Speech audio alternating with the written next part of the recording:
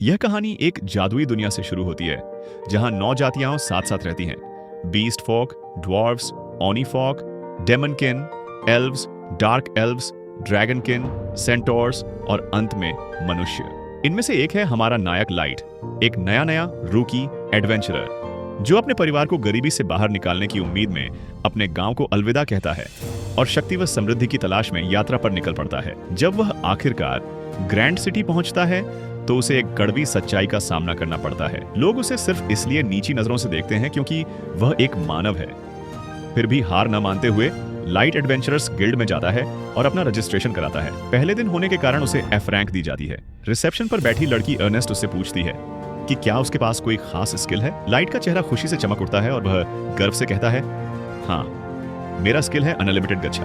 Ernest हैरान हो जाती है क्योंकि उसने ऐसा स्किल पहले कभी नहीं सुना।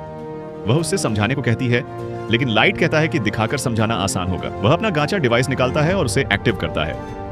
एक कार्ड बनता है। लाइट गर्व से समझाता है कि कार्ड में जो भी होगा उसे समन किया जा सकता है। लेकिन उसकी खुशी तुरंत खत्म हो जाती है जब वह देखता है कि पहला कार्ड। शर्मिंदा होकर वह हंसता है और कहता है कि यह बस एक फेलियर था। वह फिर से कोशिश करता है, लेकिन इस बार और भी बेकार चीजें निकलती हैं। एक सड़ा हुआ सेब, फफूंद लगी ब्रेड का टुकड़ा। वह सफाई देता है कि आमतौर पर ऐसा नहीं होता, लेकिन अर्नेस्ट अब बिल्कुल इंप्रेस नहीं होती। बिना कुछ कहे वह बस उसे उसकी एफ रैंक कार्ड थमा देती है।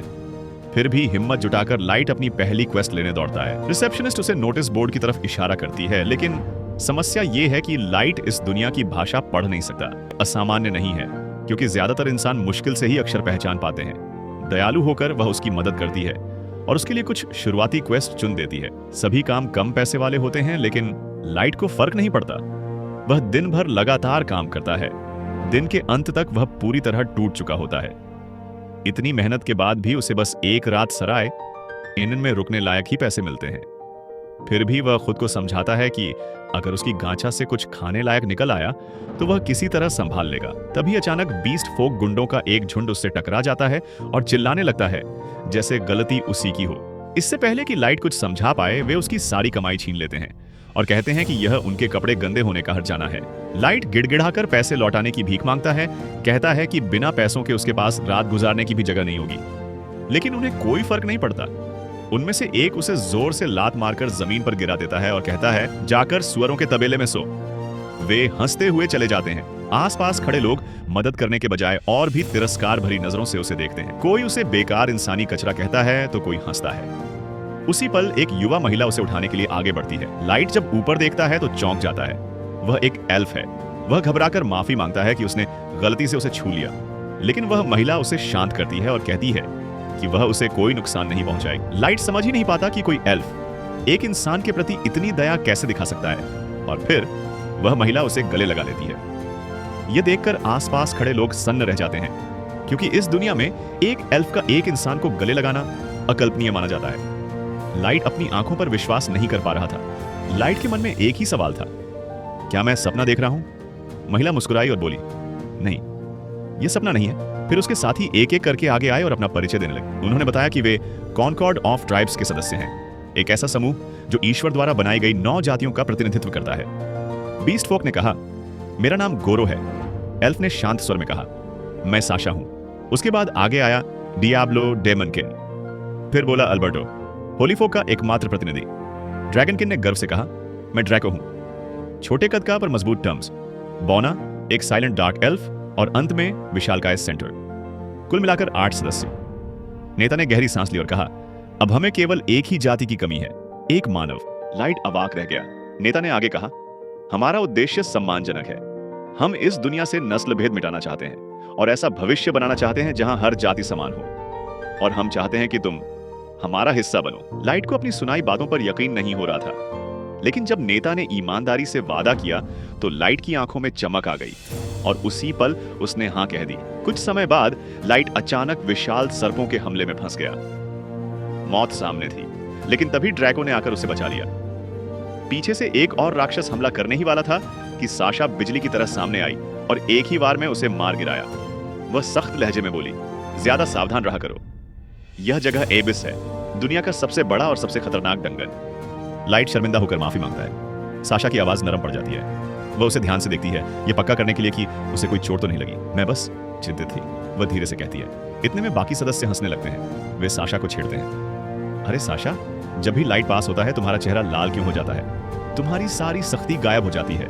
साशा झुंझलाकर कहती है, मैं सिर्फ समूह की प्रतिष्ठा की चिंता कर रही हूं। लेकिन कोई उसकी बात नहीं मानता। लाइट खुद को बेकार महसूस करता है। तभी ड्रैको मुस्कुराकर कहता है, ऐसा मत सोचो, मुझे वो चाय बहुत पसंद है जो तुम बनाते हो। इसका मतलब तुम पहले से ही हमारी मदद कर रहे हो। लाइट के चेहरे पर हल्की मुस्कान आ जाती है। ड्रैको की बात सुनकर लाइट को थोड़ी राहत महसूस होती है। समूह फिर से एबिस की गहराइयों में आगे बढ़ता है। कुछ देर बाद वे एक ऐसे इलाके में पहुंचते हैं जहां केवल एक ही रास्ता बाहर जाने का बचा होता है। ड्रैको चारों ओर नजर डालता है और ठंडे स्वर में कहता है, यही सही जगह है। लाइट सोचता है, शायद अब आराम का समय है। वह मुस्कुराते हुए बोल उठता है, मैं सबके लिए अपनी मशहूर चाय बना देता हूँ, बस एक पल लगेगा। लेकिन इससे पहले कि वह पूरा बोले, ड्रैको उसे बीच में ही काट देता है। लाइट, तुम्हें पार्टी से निकाल दिया गया है। लाइट के मुंह से एक शब्द भी नहीं निकलता। ड्रैको दोहराता है, तुम अब हमारे समूह का हिस्सा नहीं हो। लाइट पूरी तरह स्तब्ध है। तभी गोरो आगे बढ़ता है और बेरहमी से कहता है, मतलब साफ है तुम्हें यहां से फेंक दिया जा रहा है। एक पल में सबका रवैया बदल जाता है। गोरो हंसते हुए कहता है, तुम हमारे लिए बिल्कुल बेकार हो। यहां तक कि साशा भी ठंडे स्वर में बोलती है, तुम एक मूर्ख बच्चे हो। तुम हमेशा मुझे चिढ़ाते रहे हो। वे ताना मारते हैं। पता नहीं इसकी अयोग्यता दिमाग की कमी है या बस इंसान होने की निशानी। फिर वे अपना नकाब उतार देते हैं। हमें तुम जैसे मानव कचरे से नफरत है। लाइट को उम्मीद होती है कि यह सब कोई मजाक होगा, लेकिन वे साफ कह देते हैं, हम आबिस तक किसी मजाक के लिए नहीं आए हैं। लाइट कांपती आवाज में कहता है, लेकिन तुम सब पहले इतने अच्छे थे। ड्रैको ठंडी मुस्कान के साथ जवाब देता है, वह सब अभिनय था, हमें तुम्हारी जरूरत थी। यह बात लाइट की समझ से बाहर है। ड्रैको आगे बताता है, सब कुछ तुम्हारी क्षमता की वजह से था। लाइट और भी उलझ जाता है। उसकी अनलिमिटेड गांचा क्षमता तो हमेशा बेकार ही रही थी, सिर्फ कबाड़ पैदा करती थी। ड्रैको समझाता है, ऊपर बैठे नेता तुम्हें लंबे समय से देख रहे थे। उन्हें शक था कि तुम कोई खास अस्तित्व हो, जिसे माइस्ट्रो कहते हैं। तुम्हें कॉनकॉर्ड ऑफ ट्राइब्स में लाने का एक ही कारण था, तुम पर नजर रखना। ड्रैको हंस देता है, हमें पता है तुम्हारी शक्ति बेकार है, तुम्हारे आंकड़े उससे भी बदतर। इसीलिए फैसला हो चुका है, तुम माइस्ट्रो नहीं हो। और इसका मतलब है तुम सिर्फ बोझ हो। बाकी सदस्य छिड़कर कहते हैं, काश यह फैसला पहले हो जाता, हमें तुम्हें पसंद करने का नाटक करना ना पड़ता। लाइट को न तो इन नेताओं के बारे में पता है, न ही माइस्ट्रो के बारे में। अब कोई फर्क नहीं पड़ता, उसकी आंखों में ठंडक है।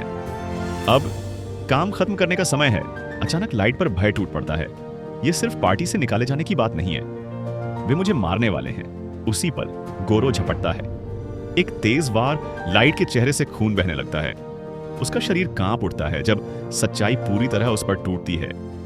वह डर के मारे भागने की कोशिश करता है, लेकिन कोई रास्ता नहीं है। वे हंसते हुए कहते हैं, एबिस में तुम एक भी राक्षस से नहीं बच सकते। अपनी किस्मत स्वीकार कर लो। साशा ठंडे स्वर में चेतावनी देती है, भागने का कोई मौका नहीं है। और अगले ही पल उसका तीर लाइट की टांग को भेद देता है। लाइट चीख उठता है।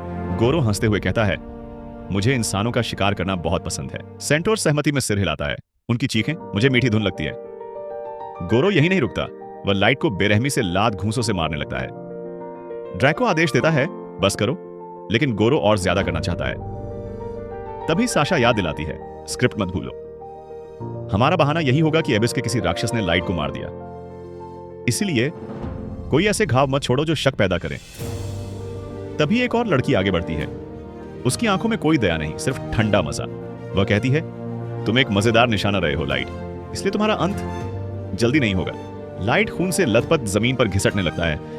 उसका दिमाग चीख रहा होता है, यह सब यहां तक कैसे पहुंचा? मैंने क्या किया था? उसकी निराशा फट पड़ती है। मैं मरना नहीं चाहता। उसकी चीख के साथ ही अनजाने में एक टेलीपोर्ट ट्रैप सक्रिय हो जाता है। ड्रैको गुस्से से चिल्लाता है, गोरो, उस कमबख्त चूहे को भागने मत देना। लेकिन अब बहुत देर हो चुकी थी। कुछ ही सेकंड बाद लाइट खुद को डंगन के किसी और हिस्से में पाता है, लेकिन दृश्य बदलने से कोई राहत नहीं मिलती। उसकी चोटें जानलेवा हैं। उसे पता है, यहां अगर किसी भी प्राणी ने उसे देख लिया तो सब खत्म। उसके दिमाग में सिर्फ उसका परिवार घूम रहा है। मैं यहां कैसे फंस गया? वे सब उसके साथ अच्छे थे। वह सच में मान बैठा था कि वे उसके साथी बन रहे हैं। साथ लड़े, साथ चले, साथ समय बिताया। लेकिन सच्चाई निर्दयी थी। दोस्ती नकली थी। उनका दयालु व्यवहार सिर्फ अभिनय था। उन्हें उसे तोड़ने में मजा आया। वे उसकी मौत को मुस्कुराते हुए देखना चाहते थे। लाइट का टूटा हुआ दिल धीरे धीरे आग में बदल जाता है। अब उसके भीतर सिर्फ घृणा है। वह उन सब से नफरत करता है, हर एक से। मैं तुम सबको मिटा दूंगा।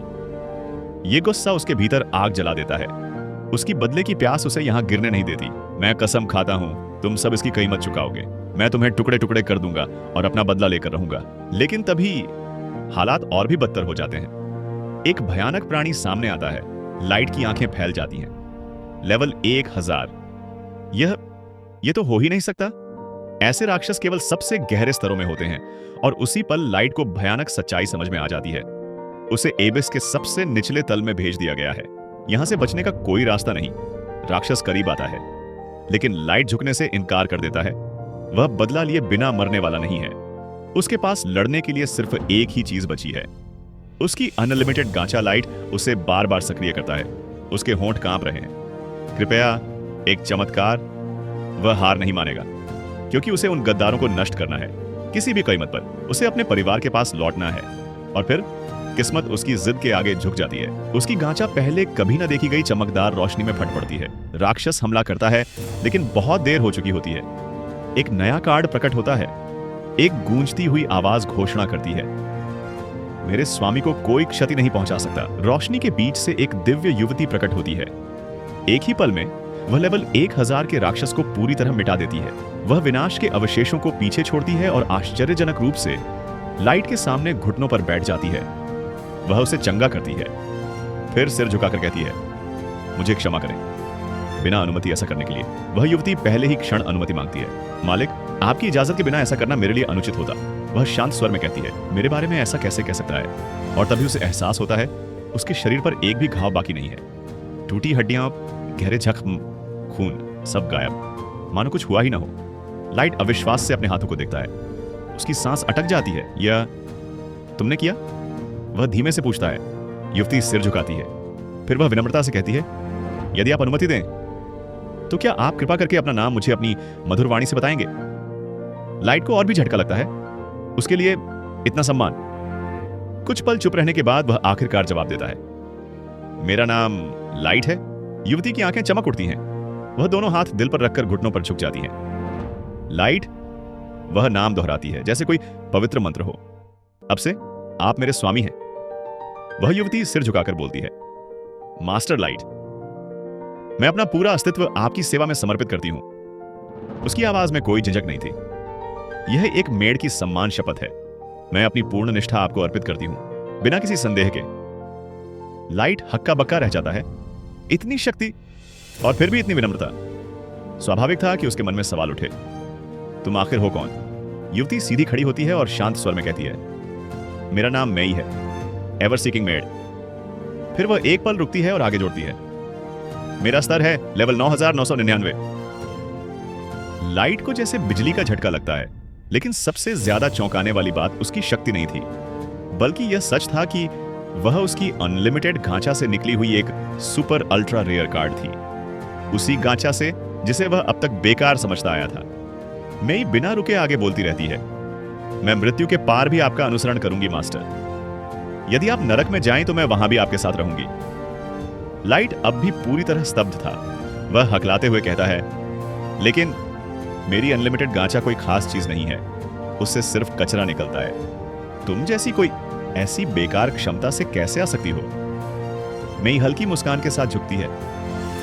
मास्टर, यदि आप अनुमति दें तो क्या मैं अपनी अप्रेजल क्षमता से आपकी गांचा की जांच कर सकती हूं? बिना आपकी स्वीकृति ऐसा करना मेरे लिए अनुचित होगा। लाइट कुछ पल सोचता है, फिर सिर हिला देता है। ठीक है। सही में ही उसकी गांचा की जांच करती है। उसकी आंखें पहली बार सच में फैल जाती हैं। अविश्वसनीय, वह धीमे से कहती है, मास्टर, आपकी क्षमताएं एक अत्यंत शक्तिशाली छुपाव बाधा के नीचे दबाई गई है। इस बाधा का नाम है कंसील। मेरे स्तर से नीचे कोई भी इसे कभी उजागर नहीं कर सकता। फिर वह उसकी ओर देखती है, और आपकी अनलिमिटेड गांचा, वह कचरा नहीं है, वह एक असीमित ड्रॉ प्रणाली है। आप अनंत बार ड्रॉ कर सकते हैं, और इससे मिलने वाली वस्तुओं की गुणवत्ता और दुर्लभता पूरी तरह निर्भर करती है आपके आसपास मौजूद माना के स्तर पर। मेई उंगलियों पर गिनाते हुए बताती है, दुर्लभता की श्रेणियां ऊपर से नीचे तक इस प्रकार है, extra, super, ultra rare, super ultra rare, ultra rare, triple S rare, double S rare, S rare, rare normal, और सबसे नीचे एरर। लाइट अभी भी माना वाली बात पूरी तरह नहीं समझ पा रहा था। यह देखकर मेई आगे समझाने के लिए मुंह खोलती है। मेई शांत स्वर में आगे समझाती है, मास्टर, माना एक अदृश्य शक्ति है जो इस दुनिया की हर चीज में बहती है, लेकिन इसकी सघनता हर जगह समान नहीं होती। वह जमीन की ओर इशारा करती है।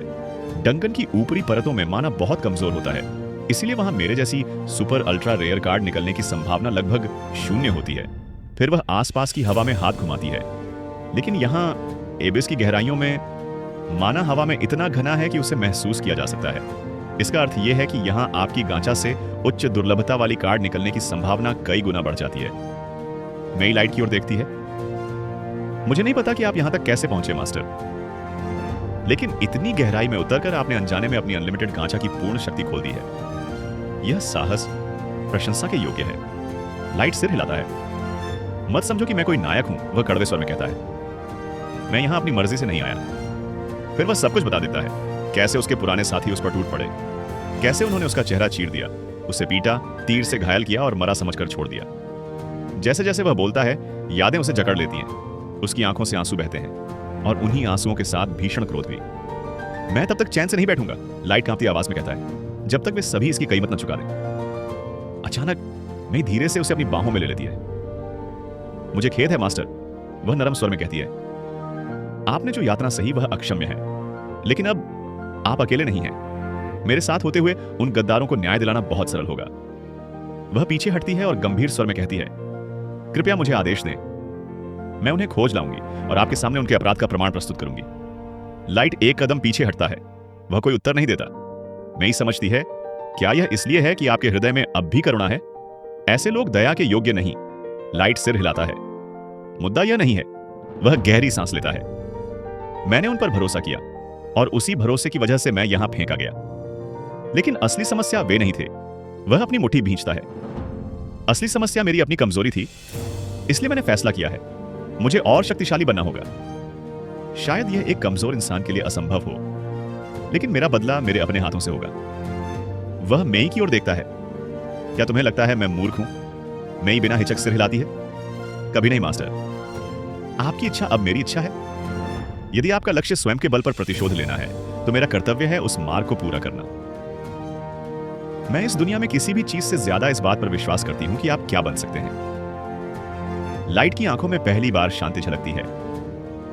धन्यवाद मेई, वह कहता है, तुम्हारी अडिग निष्ठा के लिए। उनका संकल्प एक हो चुका था। लाइट एक बार फिर एबिस की गहराइयों में अपनी अनलिमिटेड गांचा सक्रिय करता है। मैं अपनी क्षमता में महारत हासिल करूंगा, वह शपथ लेता है, और ऐसा साम्राज्य बनाऊंगा जो मेरे बदले के मार्ग को स्वयं साफ कर दे। 3 वर्ष बाद एबिस की गहराइयों में एक विशाल साम्राज्य खड़ा है। भव्य नगर, हलचल से भरे बाजार और अनगिनत नागरिक जो शांति से जीवन जी रहे हैं। इसके केंद्र में लाइट खड़ा है। उसकी आवाज शांत है पर उसमें गरिमा है। एक बार फिर तुम सबने उत्कृष्ट कार्य किया है। उसके चारों ओर उसकी निष्ठावान मेड्स खड़ी हैं। एक साथ पूर्ण समन्वय में वे झुकती हैं। आपकी कृपा के लिए हम कृतज्ञ हैं मास्टर। उनमें से हर एक उसकी उपस्थिति से गहराई से प्रभावित है। कोई फुसफुसाता है, मास्टर के पास होना हमारे जीवन का सबसे बड़ा सौभाग्य है। उनकी भक्ति लगभग अतिशय हो जाती है। मेई हल्की नाराजगी से लाइट की ओर देखती है। मास्टर, क्या मुझे इन्हें अनुशासन में लाने की अनुमति है? लाइट मुस्कुराकर हाथ हिला देता है। कोई जरूरत नहीं, वे बस अपने तरीके से निष्ठा दिखा रही हैं। और वह आगे बढ़ जाता है। तभी हम देखते हैं लाइट के साम्राज्य का वास्तविक पैमाना। जहां भी वह चलता है, लोग मुस्कुराकर उसका स्वागत करते हैं। मास्टर लाइट, उसकी दुनिया अब बदल चुकी है और कहीं दूर उसका बदला उसका इंतजार कर रहा है। लोग लाइट को देखकर आगे बढ़ते हैं और उसे अपने सबसे बेहतरीन व्यंजन भेंट करते हैं। यहां तक कि जिनके पास संसाधन कम हैं, वे भी बिना किसी डर के उसके पास आते हैं, क्योंकि उन्हें भरोसा है कि उनका शासक दयालु और न्यायप्रिय है। लाइट उन्हें आश्वस्त करता है कि वह प्रशासन को सूचित करेगा ताकि किसी भी कमी को तुरंत दूर किया जा सके। मैं तुरंत जिम्मेदारी संभाल लेती है और जोर देकर कहती है कि हर समस्या का समाधान तुरंत किया जाए ताकि साम्राज्य की स्थिरता पर किसी को भी संदेह न रहे। लाइट यह देखकर महसूस करता है कि पिछले 3 वर्षों में जनसंख्या बहुत तेजी से बढ़ी है और उसे जल्द ही पूरे शासन तंत्र में बड़ा बदलाव करना पड़ेगा। इसके बाद उसकी चिंता अपने विशिष्ट योद्धाओं की स्थिति को लेकर होती है। उनमें से हर एक को लेवल 9999 के सुपर अल्ट्रा रेयर कार्ड से समन किया गया है। मैं रिपोर्ट देती है कि वे सभी इस समय मिशन पर हैं। यूकी इस समय एबिस की बाहरी सीमा का नक्शा बना रही है। वह इलाका खतरनाक प्राणियों से भरा हुआ है, लेकिन लाइट को कोई चिंता नहीं होती, क्योंकि उसे पूरा विश्वास है कि एक प्रतिभाशाली बीस्ट टेमर के रूप में वह किसी भी खतरे से निपट सकती है। इसके बाद एलिया है, जो लाइट की महान योजना के अनुरूप नए प्रकार के जादू विकसित करने में जुटी हुई है।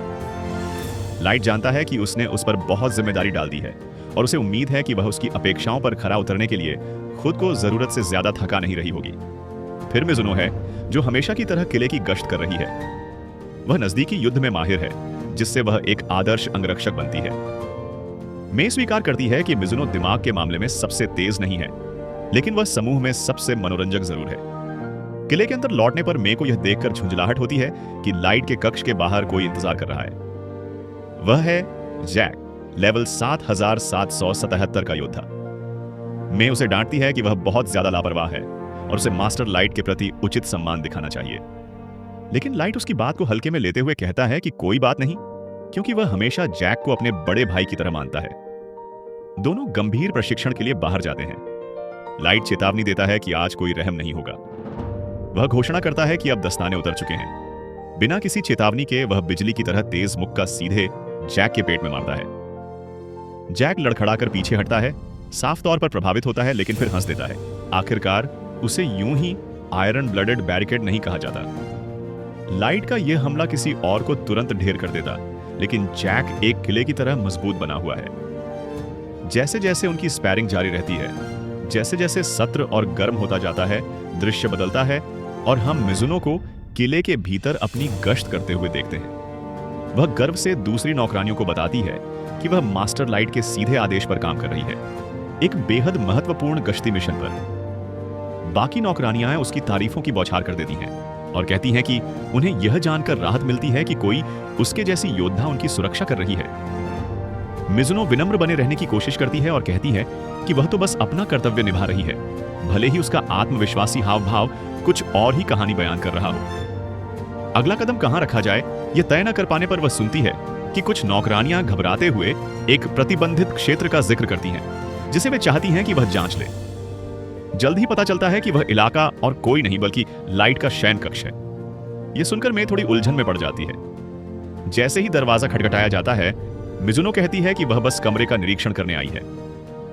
मैं शांति से जवाब देती है कि मास्टर लाइट के निजी कक्ष पहले से ही पूरी तरह सुरक्षित हैं। लेकिन मिजुनो पलटकर कहती है कि लाइट इस समय किले में है ही नहीं, और उससे भी ज्यादा संदेह भरे लहजे में पूछती है कि फिर मैं अंदर क्या कर रही है। मैं तुरंत दावा करती है कि वह बस खुद को व्यस्त रख रही है, जैसा कि एक मेहनती नौकरानी को करना चाहिए। मिजुनो कंधे उचकाती है और बिना ज्यादा परवाह किए खुद अंदर चली जाती है। कमरे में कदम रखते ही वह आसपास का जायजा लेने लगती है। कुछ अजीब सा लगता है।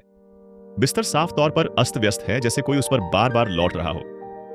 इससे भी अजीब बात यह है कि तकियों पर ऐसे निशान हैं मानो कोई लेटा हुआ हो, पैर हिला रहा हो और सूंघ रहा हो। मैं तनिक भी नहीं हिचकिचाती और शांति से कहती है कि यह उसकी विशेष बिस्तर सजाने की तकनीक का हिस्सा है। वह दावा करती है कि यह एक शीर्ष गोपनीय विधि है, जिसे किसी के साथ साझा नहीं किया जा सकता। मिजुनो पूरी तरह यकीन कर लेती है। वह हैरानी से सांस खींचती है और मे की प्रशंसा करते हुए कहती है कि उसकी क्षमताएं सचमुच अद्भुत हैं और वह पूरी तरह इस योग्य है कि वह लाइट की पहली और प्रमुख नौकरानी बनी रहे। लेकिन मिजुनो खाली हाथ नहीं आई थी। वह दूसरी नौकरानियों का एक संदेश भी सौंपती है।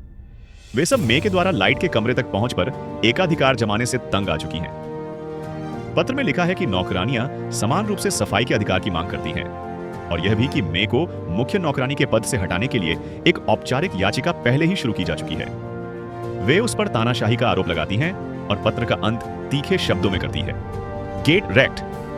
मिजुनो मदद की पेशकश करती है और कहती है कि वह जो भी कर सकती है करेगी, लेकिन मे विनम्रता से मना कर देती है और कहती है कि इस विद्रोह को संभालना उसी का काम है। अंत में वह मिजुनो को संदेश पहुंचाने के लिए धन्यवाद देती है। मे उसे इनाम के तौर पर कुछ सिक्के भी थमा देती है, जिससे मिजुनो खुशी से झूम उठती है। जैसे ही इनाम हाथ में आता है, वह तुरंत दौड़ पड़ती है और पास के एक स्थानीय विक्रेता पर जाकर जमकर खर्च करती है, जिसने अभी अभी स्वादिष्ट चीजों का नया स्टॉक मंगवाया होता है। वह किसी साधारण चीज पर अपने सिक्के बर्बाद करने से इनकार कर देती है, क्योंकि उसके पेट की असली चाहत होती है वे शानदार दूध और पैनकेक सैंडविच।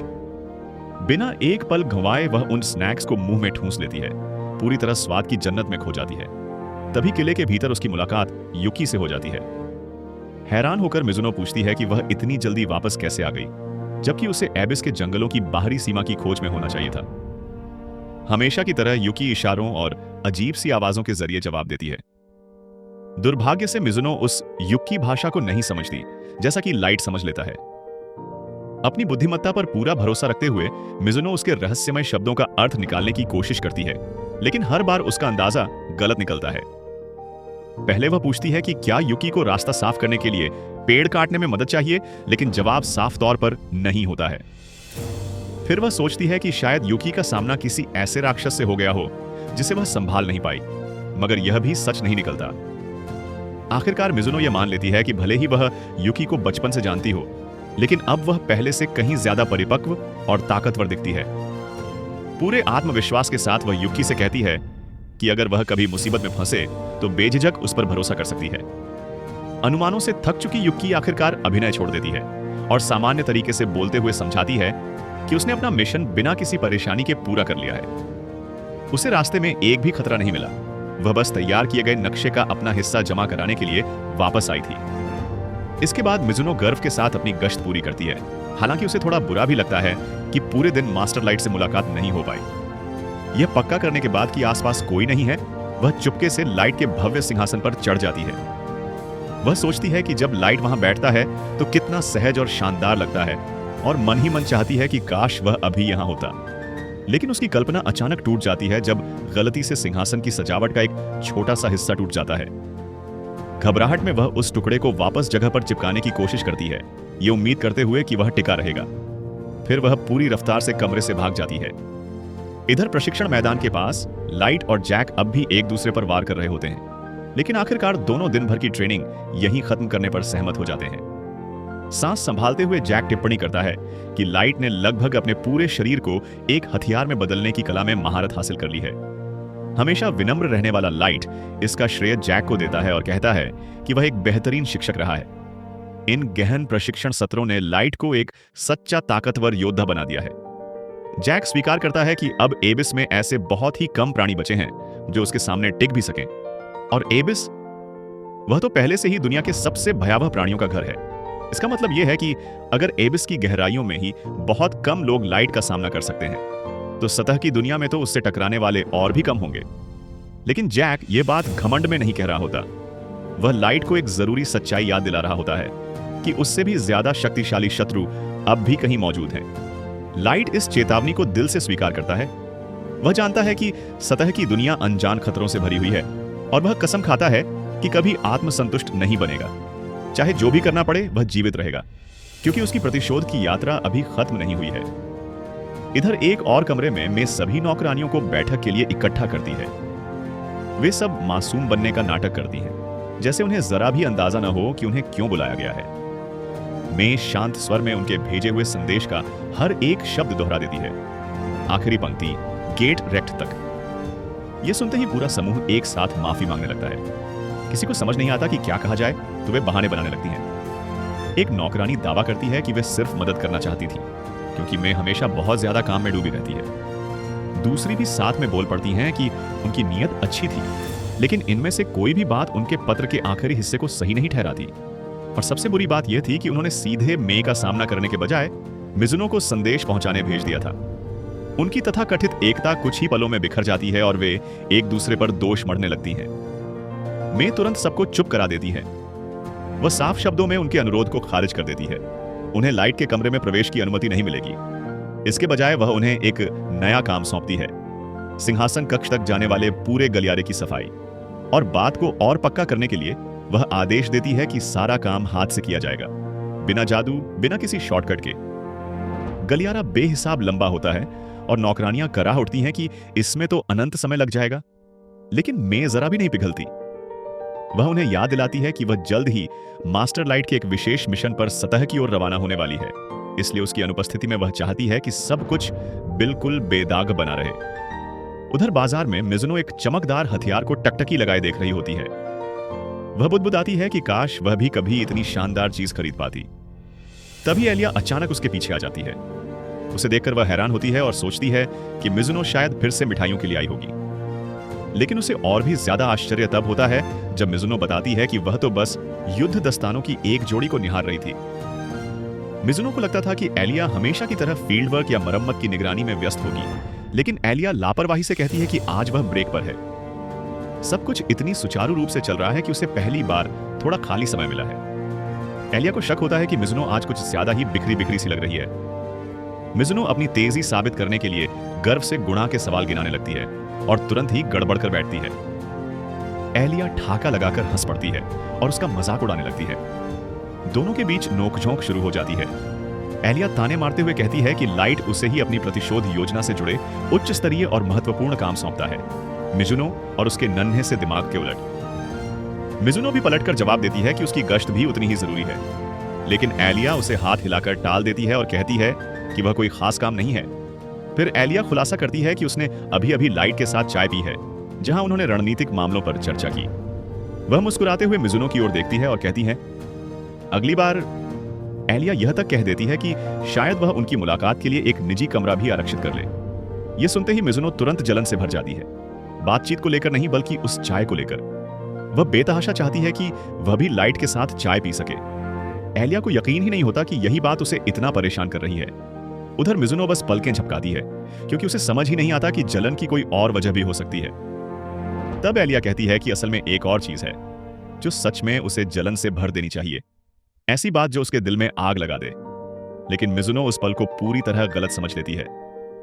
उसे लगता है कि एलिया जादू की बात कर रही है।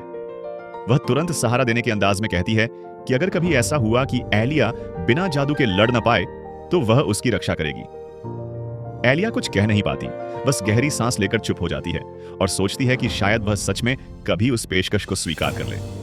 हमेशा की तरह खुशमिजाज मिजुनो उछलती कूदती अपनी गश्त फिर से शुरू कर देती है।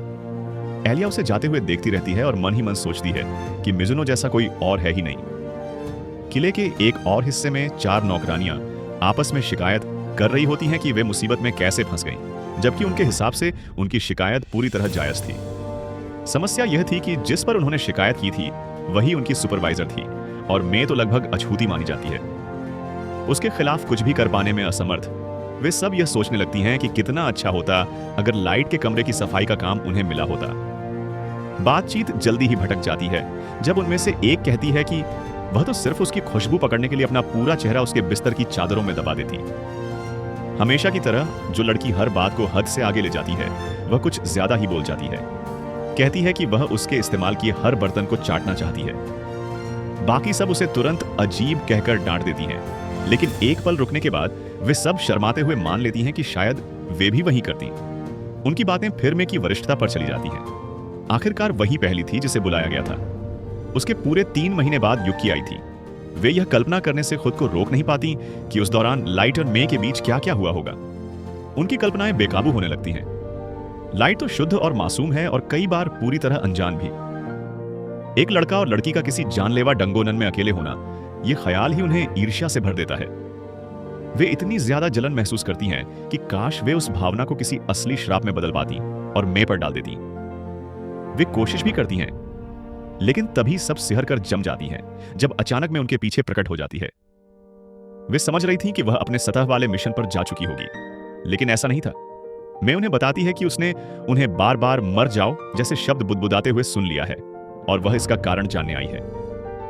पल भर में ही सारी लड़कियां अपना लहजा बदल लेती हैं और खुद को वफादार अधीनस्थ दिखाने लगती है, लेकिन मैं जरा भी धोखा नहीं खाती। आखिरकार वे टूट जाती हैं और कबूल कर लेती हैं कि ईर्ष्या ने उन पर काबू पा लिया था।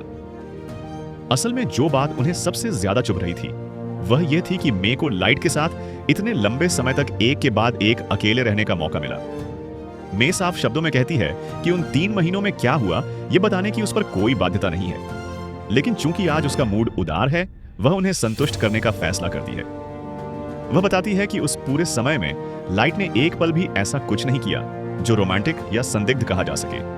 वह पूरी तरह पढ़ाई में डूबा रहा, जो भी किताबें उसे मिल सकी सब पढ़ डाली। साथ ही उसने बिना रुके युद्ध कला का अभ्यास किया। उसका पूरा अस्तित्व सिर्फ एक ही लक्ष्य में समाया हुआ था, और ज्यादा शक्तिशाली बनना। जहां तक नौकरानियों की उन तमाम विकृत कल्पनाओं का सवाल है तो उनमें से एक भी सच के आसपास तक नहीं पहुंची। मैं यह भी स्वीकार करती है कि हाल के दिनों में उसे लगने लगा था कि शायद वह कुछ ज्यादा ही सख्त हो गई है और उसका नेतृत्व शायद थोड़ा अनुचित रहा हो।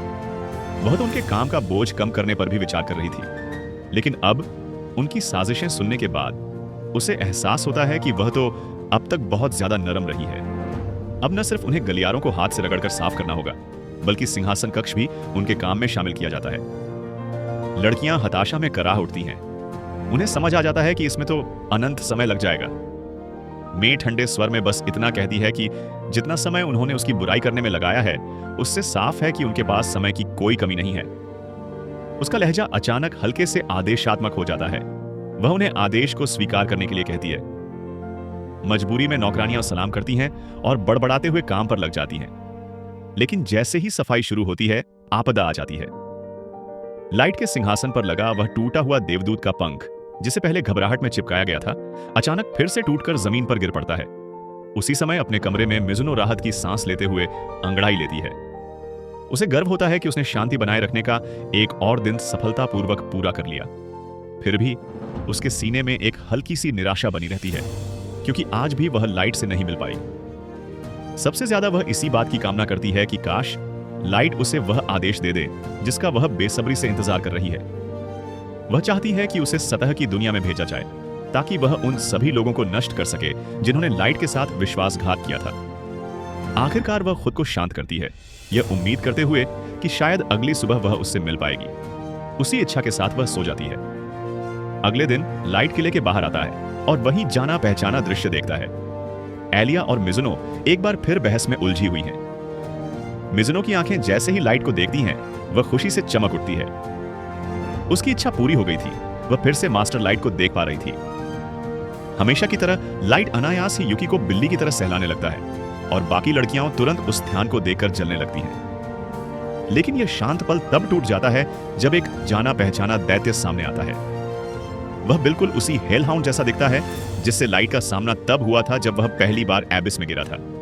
आज भी उसे देखते ही लाइट का शरीर सख्त हो जाता है। उस दिन के डर की यादें अब भी उसके भीतर मौजूद थीं, लेकिन अब हालात अलग थे। अब उसके साथ शक्तिशाली योद्धाएं थीं और वे बिना किसी हिचक के लड़ने को तैयार थीं। मिजुनो की हमेशा वाली भोली सी आवाज गुस्से से भर जाती है। वह चिल्लाती है कि कोई मामूली प्रशिक्षण राक्षस लाइट के सामने आने की हिम्मत कैसे कर सकता है। एलिया गुस्से से भर उठती है, उस प्राणी को उसकी अकड़ की सजा देने को तैयार। युकी भी उतनी ही घृणा महसूस करती है। उस हेल हाउंड की मौजूदगी ही लाइट की शांति को भंग कर रही थी और वह कसम खाती है कि जरूरत पड़ी तो उसकी पूरी प्रजाति का सफाया कर देगी। वे साफ कर देती हैं कि वे अपनी लेवल 9999 की भयावह शक्ति को खोलने ही वाली हैं। लेकिन इससे पहले कि कोई हरकत हो, लाइट धीरे से आगे बढ़ता है। वह उन्हें शांत होने को कहता है। उसकी आवाज भर से ही वे तुरंत रुक जाती हैं। वह उन्हें आश्वस्त करता है कि अब वह ठीक है। आश्चर्यजनक रूप से लाइट उस दैत्य से माफी तक मांग लेता है कि उसने उसे डरा दिया। अपने मन के भीतर वह जानता है कि अगर उसने एक शब्द भी कह दिया तो उसकी लड़कियां हेल हाउंड्स को अस्तित्व से मिटा देंगी। फिर लाइट उस असली वजह पर आता है जिसके लिए उसने सबको इकट्ठा किया था। वह उन्हें बताता है कि मे लौट चुकी है और उसका मिशन सफल रहा है। इसका मतलब सिर्फ एक ही बात थी, उनका लक्ष्य अब ठीक उनके सामने आ चुका था। वह पूरी तरह जाल में फंस चुका था और अब वे आमने सामने बढ़ने लगे थे। लड़कियां इस बात से थोड़ी खींची हुई थीं कि नेतृत्व एक बार फिर मे के हाथ में है, लेकिन वे उतनी ही उत्साहित भी थीं क्योंकि आखिरकार वे आगे बढ़ रही थीं। लाइट मुड़कर आगे बढ़ता है और घोषणा करता है कि उसके लंबे समय से प्रतीक्षित प्रतिशोध का पहला व्यंजन अब परोसे जाने के लिए तैयार है। दूर भेड़ियों के नगर में लाइट के लक्ष्यों में से एक गारो बेफिक्र होकर सड़कों पर टहल रहा होता है। लोग उसे ऐसे जयकारों से घेर लेते हैं जैसे वह कोई नायक हो, इस बात से पूरी तरह अनजान कि प्रतिशोध पहले ही उसकी ओर बढ़ रहा है। गांव वाले उस पर इस कदर मोहित हैं कि उनमें से एक मजाक में यह तक कह देता है कि उसे अपनी बहन से शादी कर लेनी चाहिए। वे लगातार उसकी प्रशंसा करते रहते हैं और गारो बिना किसी शर्म के सब कुछ आत्मसात करता है। वह एक सेलिब्रिटी की तरह अकड़ के साथ चलता है, लोगों से रास्ता साफ करने को कहता है और खुद को एक जीवित किंवदंती बताता है। रास्ते के किनारे एक मानव लड़का कूड़े के ढेर में कुछ खोज रहा होता है। यह दृश्य गारो को बिल्कुल बर्दाश्त नहीं होता। वह उसे नाली का कचरा कहकर जमीन पर पटक देता है और उसके चेहरे पर थूक देता है। अधिकांश बीस्ट फॉक की तरह गारो भी इंसानों को तुच्छ समझता है। वह लड़के को वहां से दफा हो जाने का आदेश देता है और चेतावनी देता है कि अगर वह फिर कभी उसके सामने आया तो अंजाम बुरा होगा। बाद में एक स्थानीय सराय में वह सबसे अच्छी सीट पर कब्जा कर लेता है और अपने साथियों से कहता है कि जो चाहे मंगवाए। या डींग मारते हुए कि वह इन दिनों खूब कमा रहा है। उसके साथी उस पर प्रशंसा लुटाते हैं, उसे पूरे बीस्ट फॉक का गर्व बताते हैं। विडंबना यह है कि गारो खुद कभी गंदी झुग्गियों से निकलकर ऊपर आया था। अब वह एक ऐसा नेता बन चुका है जिसकी पूजा की जाती है। बेलगाम अहंकार के साथ वह कहता है कि उसके जैसा बनना हर किसी के बस की बात नहीं। उसने प्रभाव जमाने की कला में महारत हासिल कर ली है। उसके अनुसार बीस्ट फॉक स्वभाव से ही नेतृत्व का अनुसरण करते हैं, बस उस प्रवृत्ति का सही इस्तेमाल करना आना चाहिए। फिर जिंदगी खुद ब खुद राजसी हो जाती है। वह दावा करता है कि सफलता की असली कुंजी कामों को सही ढंग से वर्गीकृत करने में है। यह जानना कि किन कार्यों में निवेश करना चाहिए और कौन से काम कम लाभ के बदले ज्यादा मेहनत खा जाते हैं। उसके साथियों में से एक कम समझदार बीस्ट फॉक 3 साल पहले किए गए एक पुराने काम का जिक्र करता है, कबीलाई महासंघ से जुड़ा एक मिशन, और पूछता है कि क्या वह फायदेमंद था। दूसरा साथी उसे टोकता है, लेकिन गारो शांति से जवाब देता है। वह कहता है कि जिस फेडरेशन के लिए उन्होंने काम किया था उसने उन्हें शपथ से बांध रखा था, इसलिए वह किसी भी विवरण का खुलासा नहीं कर सकता। फिर भी वह याद करता है कि वह उसका अब तक का सबसे आसान और सबसे लाभदायक मिशन था।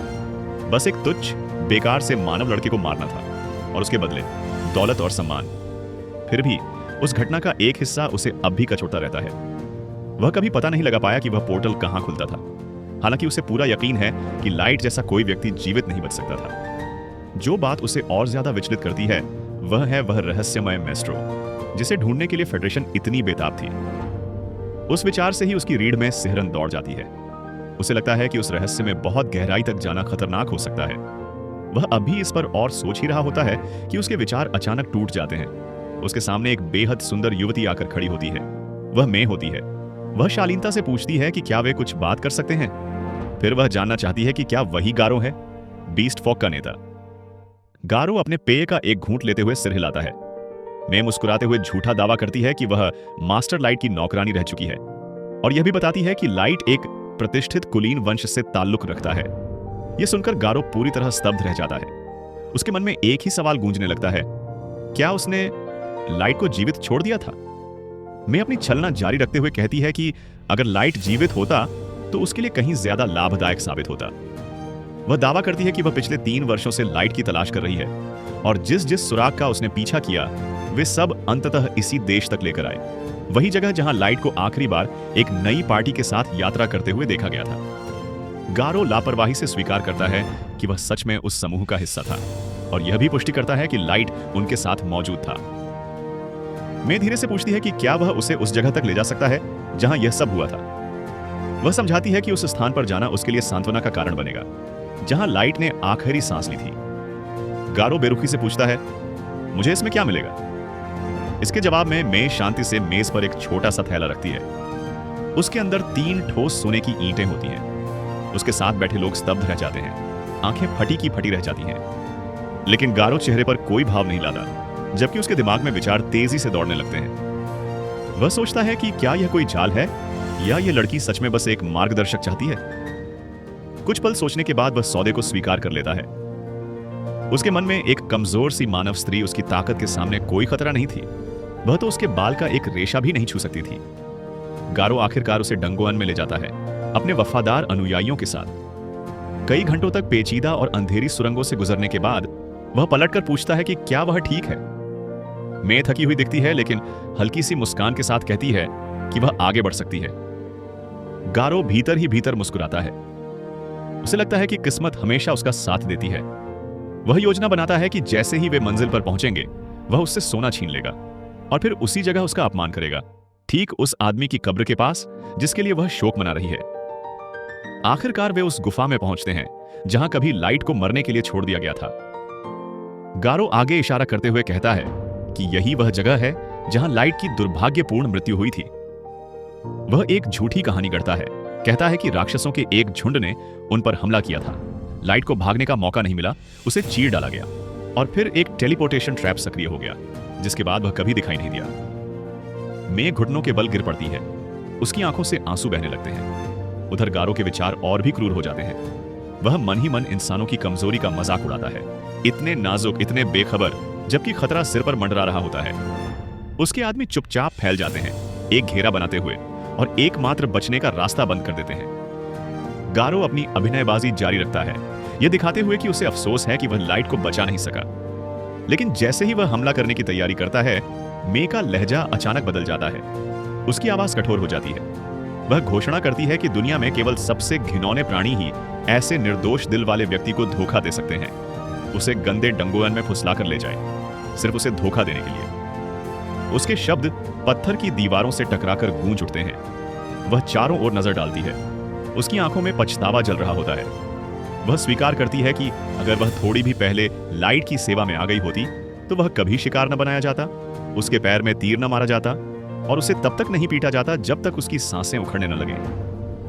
गारो तुरंत खतरे को महसूस करता है और सहज रूप से पीछे छलांग लगा देता है। उसका दिमाग उथल पुथल से भर जाता है। यह स्त्री इतनी सटीक बातें आखिर जान कैसे सकती है? उसके अनुयायी हैरान होकर एक दूसरे को देखते हैं, बात की गंभीरता से अनजान। लेकिन गारो सब समझ चुका था। केवल दो तरह के लोग ही उस घटना को जान सकते थे, या तो कबीलाई परिषद के सदस्य या किसी राष्ट्र के उच्च स्तरीय अभिजात। वह आंखें सिकोड़कर उससे पूछता है कि वह किसके लिए काम कर रही है और आरोप लगाता है कि वह किसी प्रतिद्वंद्वी कबीले की जासूस है। मे उपहास से हंसती है। वह निडर होकर घोषणा करती है कि वह किसी की सेवा नहीं करती सिवाय लाइट के। और आज वही गारो उसकी क्रोध का सामना करने वाला है। उससे फूटती कच्ची ऊर्जा गारो के भीतर तक सिहरन पैदा कर देती है। वह खुद को समझाने की कोशिश करता है कि वह बस एक बेकार इंसान है जिसका इस्तेमाल किया जा सकता है और फिर फेंका जा सकता है। लेकिन जिस पल उसकी नजरें उससे मिलती हैं, एक ठंडी डर की लहर उसके पूरे शरीर में दौड़ जाती है। उसकी प्रवृत्तियां चीख चीख कर सच बता रही होती हैं। यह कोई ब्लफ नहीं है। अगर उसने उससे लड़ाई की तो वह मर जाएगा। जैसे ही वह हमला करने ही वाला होता है, अंधेरों से एक शांत आवाज गूंजती है। वह लाइट की आवाज होती है। वह मे से रुकने को कहता है, यह बताते हुए कि गारो को वह खुद संभालेगा। गारो की आंखें फैल जाती हैं। वह यकीन नहीं कर पाता कि उसने अभी क्या सुना है। और तभी लाइट आगे आता है। लाइट आगे बढ़ता है। उसका लहजा लगभग बेपरवाह होता है, जैसे किसी पुराने परिचित से मिल रहा हो। वह गारो से कहता है कि वह 3 साल पहले का हिसाब चुकता करने आया है। अपनी पुरानी अकड़ वापस पाकर गारो ठहाका लगाकर हंस पड़ता है। वह कहता है कि उसने कभी नहीं सोचा था कि वह लाइट को दोबारा देखेगा। वह उसका मजाक उड़ाता है, उसे एक दयनीय लेवल 15 इंसान कहकर, और डींग मारता है कि लाइट जैसा कोई भी कभी लेवल 158 के रेड बॉस के सामने टिक नहीं सकता। वह तिरस्कार से कहता है कि उसे इस बात से कोई मतलब नहीं कि लाइट जिंदा कैसे बच गया, लेकिन अब वह उसे अपने ही हाथों से मारेगा और उसके शव को सबूत के तौर पर घसीट कर ले जाएगा। लाइट हल्की सी सांस छोड़ता है और पूछता है कि क्या गारो जरा सा भी उत्सुक नहीं है कि मैं वास्तव में कौन है या वह कितनी शक्तिशाली हो सकती है। गारो कंधे उचका देता है। वह मानता है कि उसे उस तथाकथित नौकरानी की असली ताकत का कोई अंदाजा नहीं है, लेकिन उसे पूरा यकीन है कि कमजोर इंसान कभी बीस्ट फॉक के बराबर नहीं हो सकते। वह शेखी बघारता है कि उसके सभी आदमी लेवल 130 से ऊपर हैं और वे भारी संख्या और ताकत से दोनों को कुचल देंगे। बिना देर किए वह हमला करने का इशारा करता है। उसके 2 अधीनस्थ पूरी रफ्तार से लाइट की ओर झपटते हैं, हथियार उठाए उसे वहीं ढेर करने के इरादे से, लेकिन पलक झपकते ही मैं बीच में प्रकट हो जाती है। किसी को कुछ समझने का मौका भी नहीं मिलता। उनके सिर वहीं जमीन पर गिरते हैं। उनके शरीर एक साथ ढह जाते हैं। पूर्ण सन्नाटा छा जाता है। मैं ठंडी आवाज में चेतावनी देती है कि जो भी लाइट को धमकाने की कोशिश करेगा उसकी जान चली जाएगी। लाइट शांत स्वर में उसे पीछे हटने और सभी रास्ते बंद करने का आदेश देता है, क्योंकि इस बार वह खुद थोड़ा मजा लेना चाहता है। गारो के आदमियों का साहस डगमगाने लगता है। वे जो उन्होंने देखा है उसे समझ नहीं पा रहे, लेकिन गारो झट से स्थिति संभालने की कोशिश करता है, सबको भरोसा दिलाते हुए कि यह बस एक सस्ता सा जादुई करतब था, कुछ भी असली नहीं। लाइट उसे देखता है और पूछता है कि क्या वह अब भी ईमानदारी से मानता है कि इंसान कमजोर होते हैं। क्या उसके दिमाग में कभी यह ख्याल आया कि शायद इंसान ही सबसे शक्तिशाली जाति हो। गारो फिर से जोर जोर से हंस पड़ता है और गर्व से अपना लेवल दिखाता है, मानो इससे बहस खत्म हो जाती हो। लाइट शांति से जवाब देता है कि लेवल सिर्फ एक संख्या है और सच्ची ताकत के सामने उसका कोई मतलब नहीं। गारो का धैर्य टूट जाता है। एक क्रोधित गर्जना के साथ वह और उसके सभी आदमी लाइट पर पूरी ताकत से टूट पड़ते हैं, लेकिन उनके लिए यह एक झटका होता है। लाइट जरा सा भी नहीं हिलता, बिल्कुल शांत, जैसे आईने की सतह। फिर एक ही क्षण में वह हरकत में आता है। वह हर वार को रोकता है, हर हमले को पलट देता है और एक एक करके सभी 20 योद्धाओं को जमीन पर गिरा देता है। वे सब हाँफते हुए स्तब्ध पड़े रहते हैं। लाइट गारो की ओर बढ़ता है और फिर पूछता है, अब भी तुम्हें लगता है कि इंसान कमजोर हैं? लेकिन गारो, अपने अहंकार में डूबा हुआ हार मानने से इनकार कर देता है।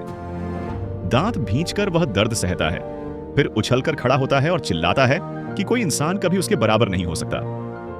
निर्णायक रूप से वह अपनी जेब से एक चमकता हुआ जादुई क्रिस्टल निकालता है और जमीन पर पटक देता है। उसका फैमिलियर प्रकट होता है, एक विशाल लेवल 500 का भेड़िया राक्षस। लाइट उसे शांत नजर से देखता है और पूछता है कि क्या गारो सच में इससे बेहतर कुछ नहीं कर सकता। गारो समझता है कि वह डर से गूंगा हो गया है और उसका मजाक उड़ाता है। उसे भीख मांगने को कहता है। लाइट टस से मस नहीं होता। वह कहता है कि गारो हमला कर सकता है और वादा करता है कि वह अपनी जगह से एक कदम भी नहीं हिलेगा। क्रोध में पागल गारो अपने दैत्य को आदेश देता है कि वह अपना सबसे विनाशकारी हमला करे, ऐसा विस्फोट जो पूरे शहर के एक हिस्से को मिटा सकता है। धमाका गुफा को हिला देता है। धूल का बादल सब कुछ ढक लेता है, लेकिन जब धूल छोड़ती है, गारो का चेहरा जम जाता है। लाइट वहीं खड़ा है, अछूता, उसके वस्त्र तक पर एक खरोंच नहीं। लाइट हल्की सी मुस्कान के साथ उसका मजाक उड़ाता है, कहता है कि उस इतने भारी भरकम नाम वाले हमले ने बस थोड़ी सी धूल उड़ाई। गारो बोल भी नहीं पाता। अब उसके आदमी साफ साफ कांप रहे हैं, कुछ तो अपने पैरों पर खड़े भी नहीं रह पा रहे। शांत आत्मविश्वास के साथ लाइट कहता है, अब मेरी बारी है। वह अपने कोट के अंदर हाथ डालता है जैसे किसी द्वंद्व के बीच हो और एक कार्ड निकालता है, बिल्कुल किसी ट्रेडिंग कार्ड गेम की तरह। वह दिखाता है legendary level 9000 ultra rare card primal wolf divinity. एक दिव्य भेड़िया उसके पीछे प्रकट होता है, तेजस्वी, भयानक, दैवी आभा से भरा हुआ और पूरे बीस्ट फॉक को अवाक छोड़ देता है। लाइट बस एक साधारण सा आदेश देता है, गारो के फैमिलियर को समाप्त करो। लेकिन किसी भव्य विस्फोट के बजाय दिव्य भेड़िया बस हल्के से सांस छोड़ता है, और वही सांस ही, वह दिव्य सार ही काफी होता है। गारो के विशाल भेड़िए का शरीर पल भर में जम जाता है, पूरी तरह ठोस, और फिर वहीं सबकी आंखों के सामने चमकते टुकड़ों में टूटकर बिखर जाता है। स्तब्ध गारो वहीं जड़ हो जाता है। उसका दिमाग यह मानने से इनकार कर रहा होता है कि उसका लेवल 500 का राक्षस बिना किसी असली लड़ाई के एक ही क्षण में नष्ट हो गया। लेकिन लाइट बस कंधे उचका देता है और कहता है कि अगर वह सच में चाहता तो उस दैत्य को अपने हाथों से ही कुचल सकता था। गारो के घमंड पर आखिरी प्रहार करते हुए लाइट अपना असली लेवल प्रकट करता है, लेवल 9999। गारो हकलाने लगता है। उसका पूरा शरीर कांप रहा होता है। वह बड़बड़ाता है कि यह असंभव है, क्योंकि इंसानों का लेवल 100 से ऊपर नहीं जा सकता। और अगर लाइट वही इंसान है जो 3 साल पहले था, तो उसे अब तक बूढ़ा हो जाना चाहिए था। लाइट शांत स्वर में समझाता है कि वह एक एज रिंग पहनता है जो उसकी शारीरिक उम्र को रोक देती है, एक स्मृति के रूप में उस व्यक्ति की जो वह कभी था, और उस दिन की जब धरती पर चलने वाले सबसे घटिया कचरे ने उसके साथ विश्वासघात किया था। उसी पल गारो को एहसास हो जाता है, उसका अंत तय है। उसके पास कोई मौका नहीं है, जरा सा भी नहीं। लाइट अब जो बन चुका है, उसके सामने वह कुछ भी नहीं है। खुद को मरा हुआ जानकर वह वही करता है जो हर कायर करता है। वह अपने हथियार गिरा देता है, घुटनों के बल बैठ जाता है और दया की भीख मांगता है। वह गिड़गिड़ाता है कि यह उसकी गलती नहीं थी, कि वह बस फेडरेशन के आदेशों का पालन कर रहा था। कांपती आवाज में वह जोर देता है कि उसका इरादा किसी को नुकसान पहुंचाने का नहीं था। यह तो उसके अधीनस्थ थे जिन्होंने पूरी योजना बनाई और उसे उसमें घसीट लिया। उसके लोग उसे अविश्वास से घूरते हैं। यह वही आदमी था जो आज सुबह तक अपनी ताकत और प्रभुत्व की डींगे मार रहा था और अब सिर झुकाए माफी मांग रहा था। वह तो यहां तक कह देता है कि अगर उसकी जान बख्श दी जाए तो वह लाइट का पालतू बनकर भी रहने को तैयार है। लेकिन लाइट पूरी तरह उदासीन रहता है। वह बस एक सवाल पूछता है, मेस्ट्रो असल में है क्या, और सरकार उसे ढूंढने को लेकर इतनी बौखलाई हुई क्यों थी? गारो ईमानदारी से जवाब देता है कि उसे नहीं पता। बस इतना बताया गया था कि मेस्ट्रो शायद एक इंसान है। लाइट की आंखें सख्त हो जाती हैं। वह पूछता है कि जब उन्हें यकीन हो गया था कि वह मेस्ट्रो नहीं है, तो उन्होंने उसे मारने का फैसला क्यों किया? गारो फिर से जमीन पर गिर पड़ता है, कसम खाते हुए कहता है कि उसे इसका भी कोई ज्ञान नहीं था। वे बस आदेशों का पालन कर रहे थे। लाइट की नजर बाकी बीस्ट फोक की ओर घूमती है। वह पूछता है कि क्या उनमें से किसी के पास असली जानकारी है? जिंदा रहने की आखिरी कोशिश में सब एक साथ चिल्लाने लगते हैं कि उन्हें सब कुछ पता है। लेकिन मे की आंखें शक्ति से चमक उठती हैं। बिना किसी हिचक के वह उन्हें वहीं काट गिराती है। खून गुफा की दीवारों पर छिटक जाता है। ठंडी आवाज में वह घोषणा करती है कि जो भी लाइट के सामने झूठ बोलेगा, उसकी मौत उसी के हाथों होगी। लाइट वापस गारो की ओर देखता है और पूछता है कि क्या उसे लगता है कि अगर वह सतह की दुनिया पर युद्ध छेड़ दे तो कोई ऐसा है जो उसे चुनौती दे सके? गारो सच स्वीकार करता है, लाइट की शक्ति समझ से परे है। वह अकेले ही पूरे राष्ट्रों को कुचल सकता है। लेकिन वह यह भी जोड़ता है कि अगर सभी राष्ट्र एकजुट हो जाएं और उन हथियारों को इस्तेमाल करें जिन पर वे काम कर रहे हैं, तो शायद इवन लाइट को कुछ कठिनाई हो सकती है, खासकर तब जब उसके साथ सिर्फ में हो। लाइट मुस्कुराता है। वह कहता है कि वह उसे कुछ दिखाना चाहता है। उंगलियों के एक झटके से वह टेलीपोर्टेशन जादू सक्रिय करता है। अगले ही पल वे उसके सिंहासन कक्ष में होते हैं। गारो की मानसिक स्थिति लगभग टूट जाती है। उसकी आंखें जो देखती हैं, उसका दिमाग कोई अर्थ नहीं निकाल पाता। एक ऐसी सेना जो इतनी विशाल और भयावह है कि सबसे कमजोर सैनिक भी लेवल 1500 का है। 4 नौकरानियां हो लेवल 9999 पर हैं। बाकी सभी 6000 से 9000 के बीच हैं। हर एक से दैवी शक्ति फूट रही है। गारो बोल नहीं पाता। उसके गाल से एक अकेला आंसू बह निकलता है। सच उस पर हथौड़े की तरह गिरता है। लाइट पलक झपकते ही पूरे ग्रह को मिटा सकता है। वह सिर्फ शक्तिशाली नहीं है, वह चलता फिरता सर्वनाश है। और गारो बस कांप सकता है यह सोचते हुए कि जब उनका यह देवता सच में युद्ध का निर्णय लेगा, तब दुनिया का क्या होगा। अगली सुबह लाइट अपने गृहनगर लौटता है, इस उम्मीद के साथ कि वह अपने परिवार से मिलेगा और उन्हें अपने डंगन शहर ले जाएगा। लेकिन वहां पहुंचते ही वह उम्मीद टूट जाती है। उसके सामने सिर्फ तबाही होती है। टूटे फूटे खंडहर, सड़ते हुए शव। गांव को लगभग 6 महीने पहले पूरी तरह मिटा दिया गया था, अज्ञात हमलावरों द्वारा। जीवन का कोई निशान नहीं बचा था। कम से कम अपने प्रियजनों को एक अंतिम विदाई देने के लिए दृढ़ निश्चय के साथ लाइट मलबे में खोजबीन करने लगता है, किसी भी अवशेष की तलाश में जिन्हें वह बाद में। सबसे बड़ी राहत की बात यह थी कि किसी भी शव का मेल उसके छोटे भाई बहनों से नहीं हुआ।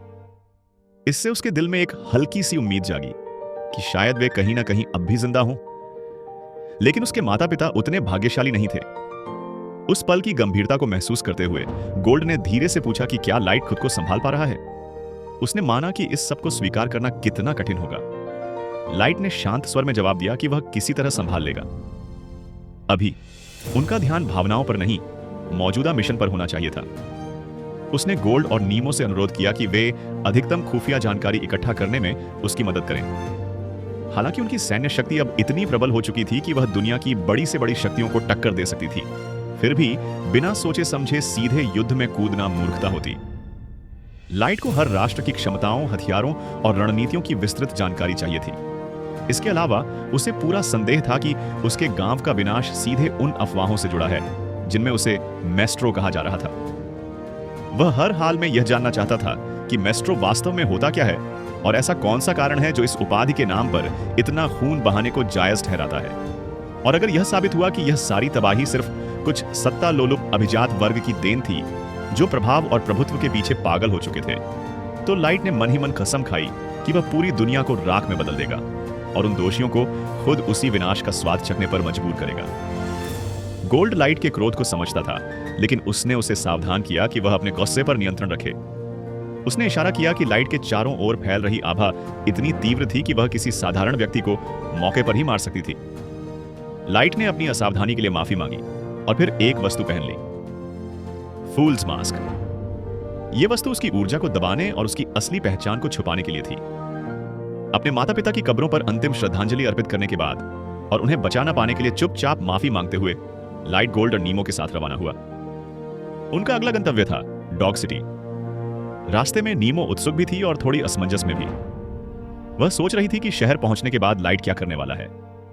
लेकिन इससे पहले कि लाइट जवाब दे पाता, गोल्ड ने उसे सावधान किया कि वह आगे जो कुछ भी होने वाला है उसके लिए खुद को मानसिक रूप से तैयार रखे। सतह पर पहुंचने के बाद वे अपने स्वामी को संबोधित करते हैं, लेकिन लाइट समझाता है कि उसका असली नाम लेने से कॉनकॉर्ड से जुड़े लोग सतर्क हो सकते हैं। इसलिए मिशन के दौरान वह डार्क नाम से जाना जाएगा, जिस पर सभी सहमति में सिर हिलाते हैं। लाइट अपनी योजना बताते हुए कहता है कि वह डार्क के नाम से एक एडवेंचरर के रूप में पंजीकरण करेगा और धीरे धीरे रैंकों में ऊपर चढ़कर गिल्ड के उच्च वर्गों से महत्वपूर्ण जानकारी हासिल करेगा। कुछ समय बाद निम्मो को क्षितिज पर डॉग सिटी दिखाई देती है, लेकिन सीधे उड़कर जाना अनावश्यक ध्यान आकर्षित कर सकता है। इसलिए लाइट जंगल में उतरकर बाकी सफर पैदल तय करने का सुझाव देता है।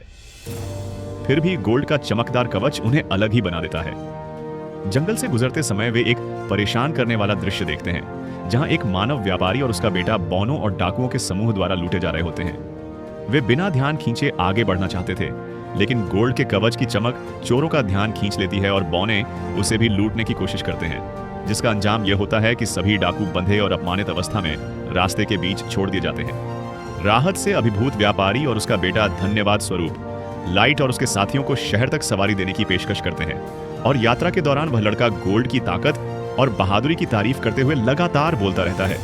लड़ाई के दौरान वह लड़का हैरानी से मानता है कि उसने आज तक किसी को इतनी आसानी से बोनो को हराते नहीं देखा, जबकि उसका पिता अंदाजा लगाता है कि वे जरूर कोई मशहूर एडवेंचर टीम होंगे।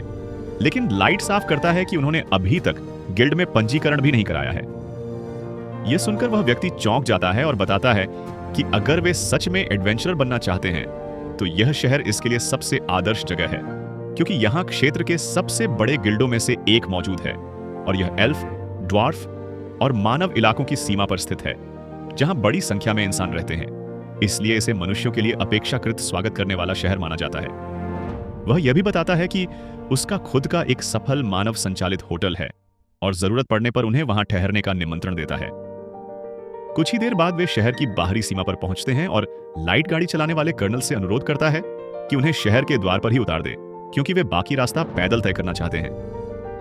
गोल्ड और निमो के लिए यह पहली बार है जब वे किसी सतही शहर में कदम रखते हैं और वे तुरंत हथियारों और कवच की दुकानों से भरी गलियों पर ध्यान देते हैं। लाइट समझाता है कि यह कोई हैरानी की बात नहीं है, क्योंकि यह शहर एडवेंचरों से भरा हुआ है और पास का राज्य अपनी ब्लैकस्मिथिंग कला के लिए प्रसिद्ध है, इसलिए यहाँ ऐसे सामान की भरमार होना स्वाभाविक है। जब वे आखिरकार गिल्ड हॉल पहुंचते हैं तो निमो देखता है कि जैसे ही किसी दूसरी जाति का व्यक्ति पास से गुजरता है, इंसान बिखर जाते हैं और आंखें चुराने लगते हैं। लाइट इस व्यवहार को इस बात का संकेत मानता है कि इस शहर में भी इंसानों को पूरी तरह सम्मान नहीं दिया जाता, भले ही यह भेदभाव खुलकर सामने न आता हो। लाइट पंजीकरण के लिए काउंटर पर जाता है और उम्मीद के मुताबिक उसे एफ रैंक से शुरुआत करनी पड़ती है, जिसका मतलब है कि उसे अपनी स्थिति बढ़ाने के लिए शुरुआती स्तर के कई मिशन पूरे करने होंगे, लेकिन उससे पहले ठहरने की व्यवस्था करना ज्यादा जरूरी है। उसे कर्नल द्वारा बताए गए होटल की याद आती है और वह बाकी लोगों के साथ वहां जाने का फैसला करता है। कर्नल लाइट को दोबारा देखकर साफ तौर पर हैरान हो जाता है और पूछता है कि वह उसकी किस तरह मदद कर सकता है, जिस पर लाइट बताता है कि उसकी एक खास मांग है। वह इमारत की पूरी ऊपरी मंजिल किराए पर लेना चाहता है और किसी भी हाल में, यहाँ तक कि स्टाफ को भी उस मंजिल में प्रवेश की अनुमति नहीं दी जानी चाहिए। यही शर्त सौदे को पक्का करने के लिए रखी जाती है। लाइट बिना कुछ कहे काउंटर पर सोने के सिक्कों से भरा एक भारी थैला पटक देता है, जिसे देखकर कर्नल पूरी तरह अवाक रह जाता है और समझ ही नहीं पाता कि क्या प्रतिक्रिया दे। जबकि लाइट कहता है कि जरूरत पड़े तो वह और भी भुगतान कर सकता है, लेकिन कर्नल तुरंत उसे रोकते हुए बताता है कि यह रकम जरूरत से 10 गुना ज्यादा है और वह उस आदमी से इतना बड़ा भुगतान स्वीकार नहीं कर सकता जिसने पहले उसकी जान बचाई थी। फिर भी लाइट अपने फैसले पर अडिग रहता है और आखिरकार कर्नल उसकी उदार पेशकश स्वीकार कर लेता है तथा कमरों को तुरंत तैयार करने का वादा करता है। कुछ ही देर बाद लाइट और उसका दल ऊपर पहुंचता है, जहां अंदर जाते ही लाइट कई अनुभूति रोधक जादुई कार्ड निकालकर पूरे कमरे में सक्रिय कर देता है, ताकि कोई उनकी बातें सुन न सके या उन पर नजर न रख सके। अब जब वह निश्चिंत होता है तो एक कुर्सी खींचकर बैठ जाता है और पहली बार थोड़ा आराम करता है। तभी नेमो बोलती है कि वह समझती है कि लाइट बेहद शक्तिशाली है और जानकारी जुटाने के लिए उसने यहाँ एडवेंचरर बनने का फैसला किया है, लेकिन सतह पर हमेशा उसके घायल होने का खतरा बना रहता है। इसलिए उसके हिसाब से लाइट का डंजन, सिटी लौट जाना और बाकी सबका उसकी ओर से काम संभालना ज्यादा सुरक्षित होगा। आमतौर पर शांत और विचारशील रहने वाले लाइट के लिए नेमो की यह बात दिल में चुभ जाती है, क्योंकि उसे लगता है कि वह उसे उसकी ही बदले की मुहिम से किनारे करने की कोशिश कर रही है, मानो वह खुद इसे पूरा करने में सक्षम ही न हो। यह संकेत उसे भीतर तक क्रोधित कर देता है। नेमो तुरंत अपनी गलती समझ जाती है और घुटनों के बल गिरकर माफी मांगने लगती है, लेकिन तब तक नुकसान हो चुका होता है। लाइट की आंखों में जानलेवा ठंडक उतर आती है और एक पल के लिए ऐसा लगता है जैसे वह सच में उसे नुकसान पहुंचा सकता है। बढ़ते तनाव को भांपते हुए गोल्ड हंसते हुए बीच में आता है ताकि माहौल हल्का हो सके, और वह लाइट से कहता है कि नेमो बदले के पीछे छिपे भावनात्मक बोझ को पूरी तरह नहीं समझती, और फिर वह समझाने लगता है। गोल्ड की हल्की फुल्की छुटकी सुनकर लाइट होश में आता है और समझ जाता है कि उसने अपनी भावनाओं को काबू से बाहर जाने दिया था। वह घुटनों के बल बैठकर नेमो से माफी मांगता है और मान लेता है कि उसने जरूरत से ज्यादा प्रतिक्रिया दी, जबकि नेमो की बात उसकी सुरक्षा की सच्ची चिंता से निकली थी। लेकिन नेमो जोर देकर कहती है कि गलती उसी की थी, क्योंकि उसने मर्यादा लांघकर बात की, इसलिए वह अपनी निष्ठा की शपथ दोबारा लेने की अनुमति मांगती है। लाइट को यह सब अनावश्यक लगता है, फिर भी वह सावधानी के साथ उसकी इच्छा स्वीकार कर लेता है। नेमो झुककर उसके पैर को चूमती है इस दुनिया में यह किसी शासक के प्रति सर्वोच्च सम्मान और अधीनता का प्रतीक माना जाता है। लाइट को यह प्रथा कभी पसंद नहीं रही, खासकर तब याद करके जब पहली बार उसके सभी अधीनस्थों ने कतार में खड़े होकर यही रस्म निभाई थी, और गोल्ड भी टिप्पणी के बिना नहीं रह पाता कि यह सब काफी अजीब है। ऊपर से नेमो को इसमें कुछ ज्यादा ही आनंद आता दिख रहा है। अगले दिन लाइट और बाकी लोग डंजन की ओर निकलते हैं। शहर की सड़कों से गुजरते हुए वे तुरंत ध्यान आकर्षित कर लेते हैं। गोल्ड का चमकता कवच चलते फिरते खजाने जैसा लगता है, और नेमो की अद्भुत सुंदरता अनगिनत निगाहें खींच लेती है। जबकि लाइट के बारे में लोग बस इतना कहते हैं कि उसके मास्क के साथ वह कुछ ज्यादा ही रहस्यमय लगता है, जो उसकी डार्क पहचान को और मजबूत ही करता है। डंजन के प्रवेश द्वार पर उन्हें अंदर जाने के लिए लंबी कतार मिलती है, और गोल्ड तुरंत नोटिस करता है कि वहां कोई एल्फ मौजूद नहीं है, जिस पर लाइट समझाता है कि इस डंजन के स्वामित्व को लेकर एल्फ और ड्वार्फ राज्यों के बीच क्षेत्रीय विवाद चल रहा है, इसलिए वे आमने सामने आने से बच रहे हैं। नेमो लाइट की हर बात का जवाब देने की आदत की तारीफ करती है, जिस पर वह हल्की सी भौं उठाकर पूछता है कि क्या उसे इतनी पास खड़े रहने की जरूरत है, क्योंकि उसकी पीठ से सटाव काफी ज्यादा है। लेकिन नेमो पूरी गंभीरता से कहती है कि हर समय उसकी रक्षा करना उनका कर्तव्य है, और नजदीक रहना उसी का हिस्सा है। लाइट कुछ कह पाता उससे पहले ही वह देखता है कि 3 लोगों का एक छोटा सा समूह कतार तोड़कर आगे बढ़ रहा है, जिनमें सबसे छोटा व्यक्ति उन तीनों में सबसे छोटा शायद एक सेवक लगता है। दूसरा कुछ हद तक युद्ध प्रशिक्षित दिखाई देता है, लेकिन सबसे आगे चल रहा व्यक्ति ही लाइट का ध्यान खींच लेता है। पीठ पर टंगा उसका विशाल हथियार भले ही भारी हो, पर उसकी चाल तेज, सटीक और अनुशासित है, जो एक अनुभवी योद्धा की पहचान होती है। आसपास खड़े इंसान उससे उलझने से हिचकते हैं, शायद किसी जानलेवा प्रतिक्रिया के डर से, लेकिन लाइट को कोई भय नहीं होता। वह आगे बढ़कर उसकी बदतमीजी पर टोका टाकी करता है और साफ शब्दों में कहता है कि कतार तोड़ना अस्वीकार्य है। जैसे ही उस एल्फ को एहसास होता है कि एक इंसान ने उससे बात करने की जरूरत की है, वह गुस्से से भड़क उठता है और तलवार की ओर हाथ बढ़ाता है। लेकिन उसके साथ मौजूद बुजुर्ग उसे शांत स्वर में समझाता है कि इतनी छोटी बात पर तमाशा खड़ा करना ठीक नहीं। कुछ पल की खामोशी के बाद वह योद्धा अनिच्छा से मान जाता है और लाइन के पीछे चला जाता है, मगर लाइट के पास से गुजरते हुए वह झुककर ठंडे स्वर में चेतावनी देता है कि इस अपमान की कीमत उसे चुकानी पड़ेगी। एल्फ के ओझल होते ही आसपास खड़े इंसान तालियां बजाने लगते हैं और लाइट की हिम्मत की सराहना करते हैं। पहले मिले वे बच्चे भी साहस जुटाकर वापस आते हैं और व्यक्तिगत रूप से उसे धन्यवाद देते हैं, लेकिन लाइट कहता है कि उसे धन्यवाद देने की कोई जरूरत नहीं, क्योंकि उसने यह सब अपने स्वार्थ में किया था। फिर भी बच्चों की कृतज्ञता सच्ची रहती है।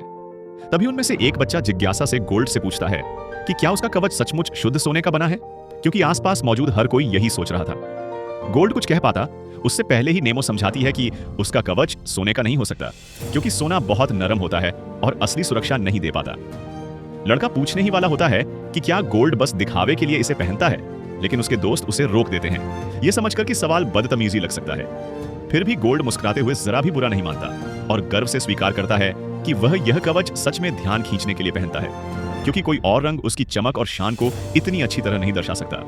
बातचीत आगे बढ़ती है और बच्चे पूछते हैं कि क्या यह लाइट के समूह की इस डंजन में पहली बार एंट्री है, जिस पर लाइट हाँ कहता है, लेकिन यह भी जानना चाहता है कि उन्होंने यह कैसे पहचान लिया। बच्चे बताते हैं कि यह मंजिल आमतौर पर अनुभवी एडवेंचरों के लिए होती है, क्योंकि यहाँ प्रवेश शुल्क काफी ज्यादा है और ज्यादातर लोग अंदर लंबे समय तक डेरा डालने की तैयारी के साथ आते हैं। जबकि लाइट की टीम के पास कोई भी दिखाई देने वाला सामान नहीं था, इसलिए साफ समझ आ गया कि वे इस डंजन में नए हैं। तभी ये गार्ड अगली पार्टी को आगे बढ़ने के लिए बुलाता है। बच्चे हाथ हिलाकर विदा लेते हैं और हंसते दौड़ते डंजन के भीतर चले जाते हैं। उन्हें जाते हुए देखकर लाइट और उसके साथी सोचते हैं कि शायद उन्हें नकली उपकरण साथ रखने चाहिए, भले ही उनका असली सारा सामान आइटम बॉक्स में रखा हो, क्योंकि पूरी तरह नौसिखिए दिखने से बचने के लिए यह मेहनत करना ठीक रहेगा। थोड़ी देर बाद आखिरकार उनकी बारी आती है और वे अंदर प्रवेश करते हैं। लाइट के लिए यह पहला मौका है जब वह एबिस के अलावा किसी और डंजन में कदम रख रहा है। डंजन मना से भरे होते हैं, जो गहराई बढ़ने के साथ और घना होता जाता है, जिससे राक्षस, जाल और यहां तक कि पूरे के पूरे पारिस्थितिकी तंत्र जन्म लेते हैं। यानी डंजन का भीतर का संसार अपने आप में एक अलग दुनिया जैसा होता है। पहली मंजिल पर पहुंचते ही लाइट पूरे समूह पर छुपाव जादू डाल देता है, ताकि वे किसी की नजर में न आए, और फिर वे एक साथ उड़ते हुए दूसरी मंजिल की ओर बढ़ जाते हैं। उसी समय पहले वाला एल्फ अपने गुस्से को ऑर्क्स के एक झुंड पर निकाल रहा होता है।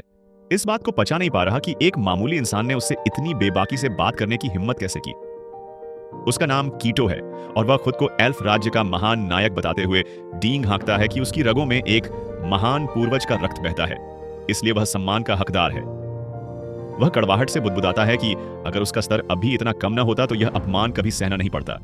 जबकि उसके साथ चल रहा बुजुर्ग उसे याद दिलाता है कि 1500 का स्तर एल्फों के लिए सामान्य सीमा से कहीं ऊपर है। फिर भी कीटो इस बात को ठुकरा देता है क्योंकि उसके लिए यह काफी नहीं है। उसे ऐसा प्रचंड बल चाहिए जिससे वह हर उस मस्खरे को मिटा सके जिसने उसे नीची नजर से देखा या अपमानित किया। बुजुर्ग, जिसके दिल में भी अपनी ही कड़वाहटें हैं, कहता है कि वह उसकी भावना समझता है क्योंकि उसे भी ऐसे शोध के कारण निर्वासित किया गया था जिसकी किसी ने कद्र नहीं की। इसलिए अगर उसी शोध की मदद से कीटो को और मजबूत बनने का मौका मिले तो वह पूरा साथ देने को तैयार है। डंजन के दूसरे सिरे पर लाइट और उसकी टीम तीसरी मंजिल तक पहुंच चुकी होती है और अभी अभी ऑर्क्स के एक विशाल झुंड को साफ किया होता है। लाइट सुझाव देता है कि अब वापस लौटना सही रहेगा क्योंकि उन्होंने गिल्ड को दिखाने के लिए अपनी ताकत का सबूत इकट्ठा कर लिया है। ऊपर से पिछली लड़ाई ने उसे पूरी तरह गंदा कर दिया है और वह जल्द से जल्द खुद को साफ करना चाहता है। इसी बीच नेमो उत्साह से कहती है कि लौटने के बाद वह लाइट के शरीर का एक एक इंच खुद धोएगी, लेकिन लाइट कोई प्रतिक्रिया नहीं देता और वे ऊपर की ओर लौटने लगते हैं। तभी रास्ते में उन्हें पहले मिले वही बच्चे दिखाई देते हैं और वे उनसे मिलने के लिए नीचे उतरते हैं, मगर बात शुरू होने से पहले ही जंगल के भीतर से जोरदार कोलाहल गूंज उठता है। अचानक अफरा तफरी मच जाती है जब दर्जनों भेड़िए पेड़ों के बीच से दौड़ते हुए निकल आते हैं। बच्चे घबरा जाते हैं और लाइट से कहते हैं कि उन्हें पीछे हटना चाहिए क्योंकि इतने सारे दुश्मनों से वे नहीं निपट सकते। लेकिन लाइट शांत स्वर में बताता है कि असली खतरा ये भेड़िए नहीं है क्योंकि इससे कहीं ज्यादा भयानक चीज आने वाली है। अगले ही पल जमीन कांप उठती है और धरती चीरती हुई एक विशाल 4 पैरों वाली प्रचंड मैंटिस बाहर निकल आती है। यहीं इस एपिसोड का समापन होता है। देखने के लिए धन्यवाद और अगला हिस्सा देखने के लिए चैनल को सब्सक्राइब करें और नोटिफिकेशन बेल जरूर ऑन करें।